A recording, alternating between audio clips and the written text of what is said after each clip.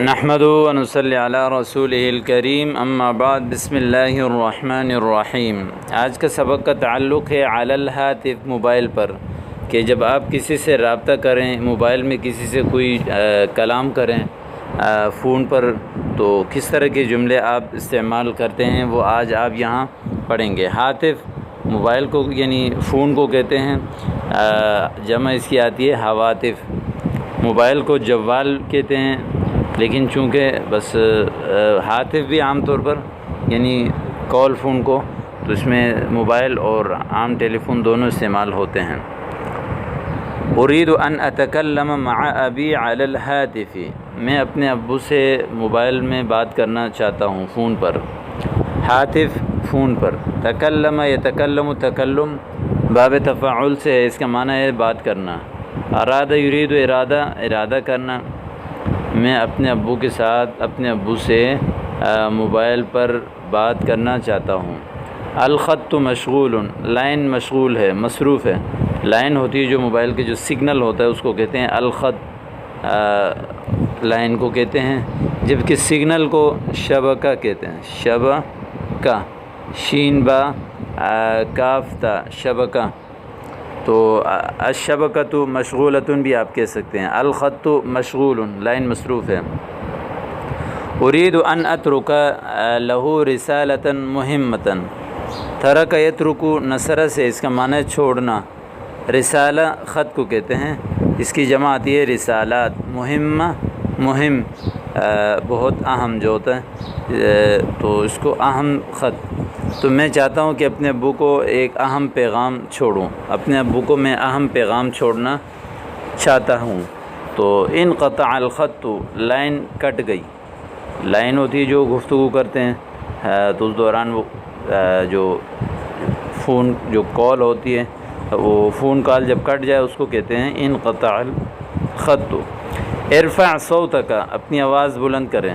جیسے آپ کی کسی کی آواز نہیں آئی تو آپ اس کو کہتے ہیں کہ ارفع صوتک لا اسمعک، مجھے سنائی نہیں دے رہا، میں آپ کو نہیں سن رہا۔ حسنا اترک الآن، ٹھیک ہے ابھی چھوڑ دیں۔ مثال جیسے آواز نہیں آ رہی ہو تو آپ کہتے ہیں حسنا اترک الآن۔ حسنا کا معنی اچھا، ٹھیک ہے۔ الی اللقاء، پھر ملیں گے۔ تو یہ آپ کے سامنے کچھ اچھے اور بہترین جملے آ گئے۔ آگے اسی کے ساتھ مکتب البرید، مکتب آفس کو کہتے ہیں، البرید ڈاکیاں، تو ڈاک خانہ۔ تو اريد ان ارسل رسالۃ، میں خط بھیجنا چاہتا ہوں، ایک خط بھیجنا چاہتا ہوں۔ ارسل یرسل، ارسال کہتے ہیں بھیجنے کو، رسالہ خط کو کہتے ہیں، اور اسی سے مرسل بھیجنے والا، مرسل الیہ جس کی طرف خط بھیجا گیا۔ من فضلک دلنی علی مکان شراء البطاقات، برائے مہربانی، دلنی، دل یدل، یہ پیچھے گزر چکا ہے، بتانا، خبر دینا، رہنمائی کرنا۔ مکان جگہ کو کہتے ہیں، شراء خریدنے کی، البطاقات بطاقہ جمع اس کی جو ہے، یہ بطاقات جمع ہے، مفرد اس کی آتی ہے بطاقہ، تو ٹکٹ کو کہتے ہیں بطاقہ، یعنی ٹکٹ کو بھی کہتے ہیں آپ، تو ایک جو پرچی ہوتی ہے خاص علامت، اس کو بھی کہتے ہیں۔ تو مجھے برائے مہربانی اس جگہ کا پتہ بتا دیں جہاں سے ٹکٹیں خریدی جاتی ہیں۔ دلنی علی مکان شراء البطاقات، ٹکٹیں خریدنے کی جو جگہ ہے وہ مجھے بتائیں۔ اعطنی بطاقۃ وظرفین، اعطا یعطی، اعطا کہتے ہیں دینا، کسی کو عطا کرنا، بطاقہ ٹکٹ، اور ظرف جو ہے نا اس کو کہتے ہیں لفافے کو۔ ظرفین یہ جو ہے تثنیہ ہے، حالت نسبی ہے، تو اس لیے یا ما قبل مفتوح بن رہا ہے۔ اعطنی بطاقۃ، مجھے ایک ٹکٹ دیجیے، وظرفین، اور دو لفافہ دے دیں۔ اريد ان ارسلها بالبرید الجوی، میں اسے ہوائی یعنی ہوائی ڈاک کے ذریعے سے بھیجنا چاہتا ہوں۔ اريد ان ارسلها بالبرید الجوی۔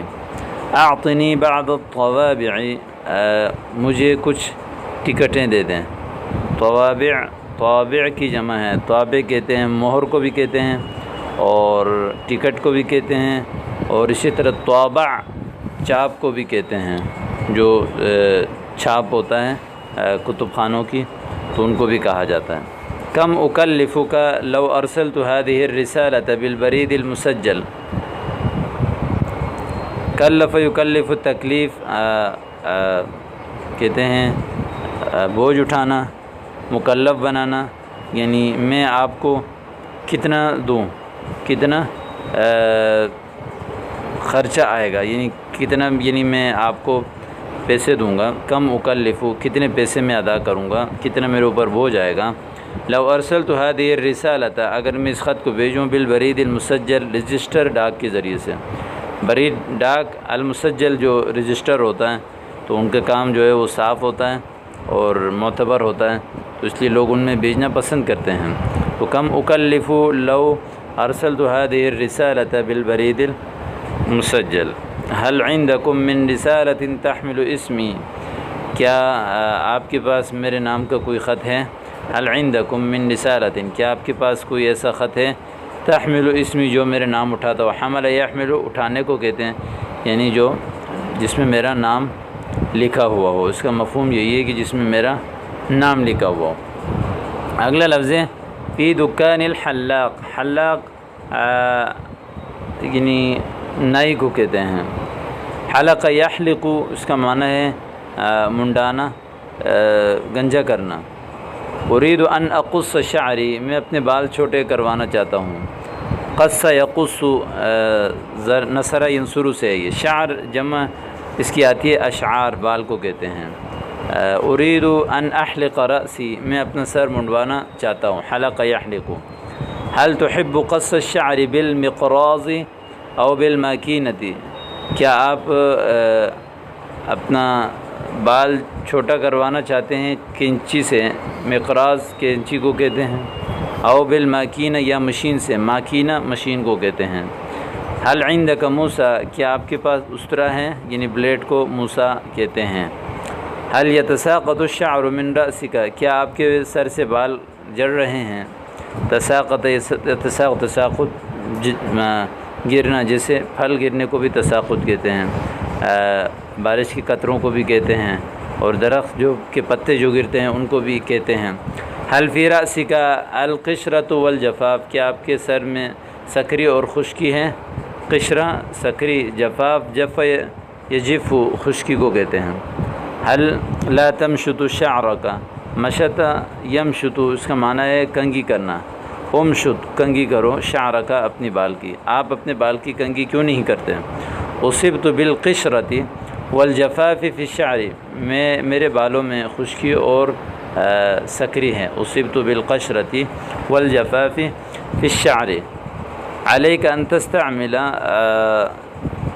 ذہان الشعر، تمہیں ہیئر ٹانک استعمال کرنا چاہیے۔ تو یہ آپ کے سامنے الفاظ آ گئے ہیں، تو ان کو بھی آپ استعمال کیجئے، اور جو سمجھ میں نہ آئے آپ پوچھ سکتے ہیں۔ السلام علیکم۔